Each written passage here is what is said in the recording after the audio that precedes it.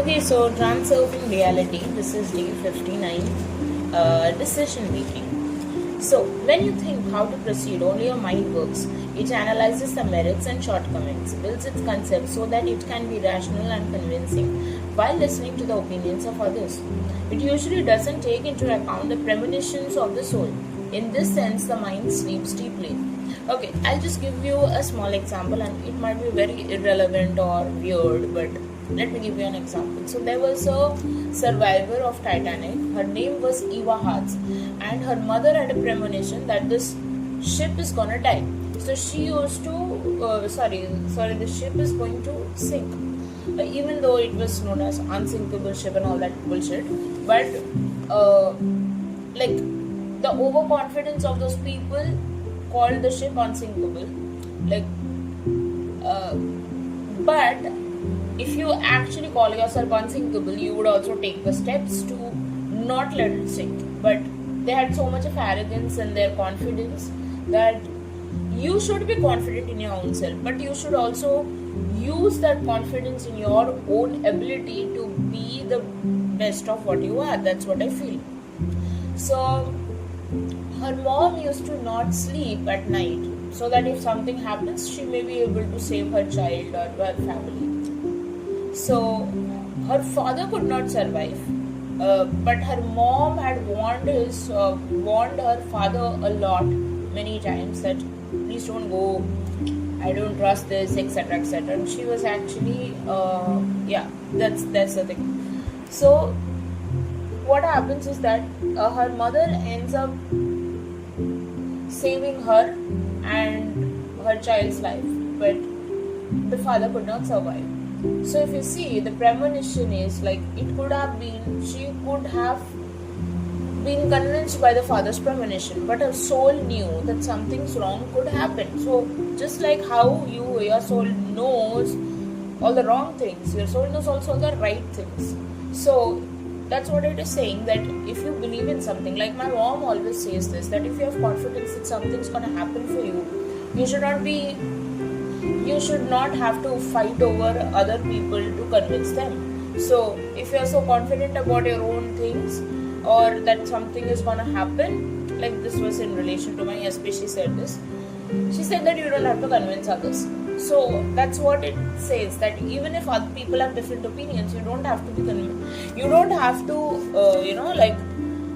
believe or make them believe or not make them believe something. Okay. Now, well, let's sleep. Let it sleep. Do not disturb it until it decides. But here it is. Decision already is taken. At this point, do not listen to anyone. Wake up and realize what feelings you experienced when the decision was taken. The state of peace of mind will show the attitude of the soul towards the decision of the mind. Interpretation. Whenever you need to take a decision, at first hear the voice of the mind and then the feelings of the soul. Once the mind has decided, the soul reacts either positive or negative. So yesterday I went somewhere and my soul was like, don't go. It's just a pain in the ass to go. But I went and I spoiled my mood like anything. So I've always realized this. This is not just for small things or small little things. But I've always realized this one thing, that whenever your soul wants something or doesn't want something, there's always a reason why it wants to do something which you might not know at that point of time, but you'll later on realize why your soul was right about something. So when the soul says no and the mind says yes, bravely give up the decision if possible. And I skipped a line. So now remember that the first fleeting feeling was like, if it was a feeling of oppression against the optimistic thought of the mind, the soul has clearly said no. When the soul says no and the mind says yes, barely give up the decision. The soul always knows exactly what it doesn't want. This is a simple and reliable algorithm for determining the no of the soul.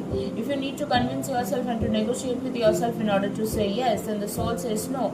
Remember, when your soul says yes, there's no need to convince yourself. So whenever I think about my SP, it's like my soul always is like, he is your soulmate, he is your husband, he is your forever. It has always been effortlessly like that. I never had to convince it of something. Yet there was one thing, like I was very poor at visualization at some point, because like I saw my SP for almost like at that point of time when I started visualizing, I had met him only for 1 year. So his default space was hard to imagine. So what I used to do is I used to I had saved his picture somewhere in my mobile phone, and I used to see it and I used to think about it. But later on, now I don't have to do all of this because I know it has been registered in my face.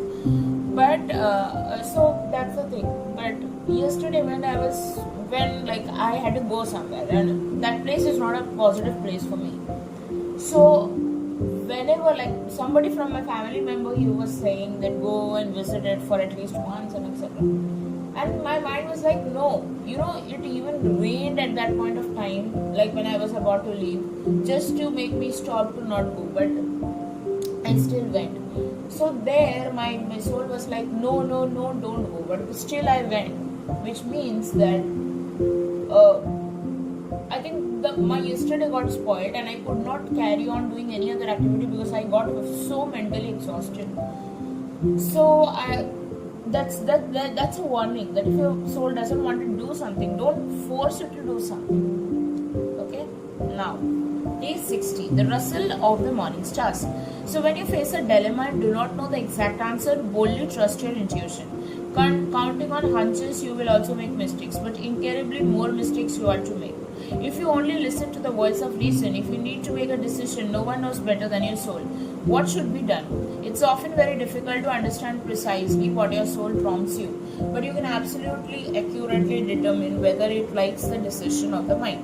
Peace of mind is response to be taken decisions. Okay, I'll give you 2 other examples of this, wherein this is exactly what happens like when you don't listen to your mind. So I got an offer somewhere some 6-7 months back, and I did not take the offer because somebody gave me an offer internally here at a time when things were really bad, and so I did not switch. Because I felt like it's like I am wasting someone's opportunity who someone gave. And what happened was there was a lot if somebody gossips inside your own whichever organization you're in, others take that opinion very seriously. They don't even know what has happened inside or anything, but they take it very seriously, thinking that okay, if others are saying something, then that means there's a reason why they are saying something. They don't see things through the eyes of politics or anything like that. And maybe up to a certain extent they do understand it was politics, but some or the other way they're still influenced by the opinion, by the fake opinion of others. So this person who had actually hired me in his team was some or the other way biased with it, and more than his biasness, his other team members got biased with other people's fake opinions about me. As a result of which, in some or the other way, a lot of things happened, and in the end I'm no more in that team anymore. I'm still linked with that team, but I'm consciously not actively working for them. And in between I got an offer for which a position went on hold for 2 months, and they were asking me to give interview again so that I could go in there. And I could have gone in there. One of my friends were like, why did you blow up that opportunity where people were asking you? I said that I wanted to be loyal to this department, but that loyalty doesn't count. So I would say that how it says that when you face a dilemma and do not know the exact answer, boldly trust your intuition. Maybe actually my intuition was to give this interview and see what happened, but I did not do it out of my loyalty. And I do believe okay, fine, sometimes there's a saying which APJ Abdul Kalam said, that never be loyal to your workplace or something like that, because a workplace can replace you anytime, but family won't, or your soulmate won't, right? So that's the thing about it. So wherever you feel like you are safe in here, be there and trust your intuition. Yeah, but you can okay. So the mind using the conventional signs, symbols, words, concepts, schemes, rules, etc. The soul does not use these categories. It does not think and speak, but feels or knows. Moreover, the mind is constantly occupied by its talking. It believes that everything can be explained reasonably and continuously monitors all the information. When its control gets weakened, intuitive feelings and knowledge finds their way towards the consciousness. The mind got distracted in the moment you felt feelings or knowledge of soul. This is exactly a rustle of morning stars, a voice without words, thinking without thoughts, a quiet sound. You know something but vaguely. You do not think about, intuitively feel, or just know. The soul has access to the information field and can find answers to any questions and protect you from wrong or dangerous steps if you listen to this voice. So that's why, that Titanic lady which I gave, she had a premonition of something's gonna happen, something's not gonna happen. If you go to a place also, like if you go to like a random building, maybe you want to take maybe you want to sell something, or if you, for example, if you want to buy a building and then sell it off, or maybe you want to buy a building and then building means I mean flat, not a building, sorry. Or suppose you want to take somewhere a rent and you get a very strong bad vibe, you would not go forward with that. Like I remember like this was totally like I didn't have any knowledge. So a few years back, like before we actually bought our own house, like my family members bought our own house.